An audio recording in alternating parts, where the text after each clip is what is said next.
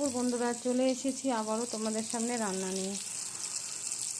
আজকে বেশি কিছু রান্না করব না, কেননা আজকে শরীরটাও ভালো লাগছে না, মনটাও ভালো লাগছে না, কী জানি কেন বুঝতে পারছি না। সেজন্য রান্না করতে একদম ইচ্ছা করছে না।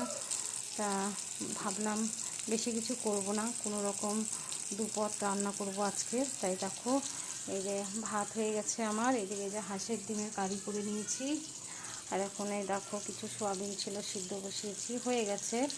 আর এই যে পটলটাকে ভেজে নিচ্ছি, আর এদিকে আলু ভেজে রেখেছি, টমেটো মশলা করা হয়ে গেছে। এই যে সোয়াবিন পটল আলু দিয়ে একটা মাখা মাখা করে তরকারি করব, ব্যাস আজকে মতো রান্না আমার এই দু পদ দিয়ে হয়ে যাবে।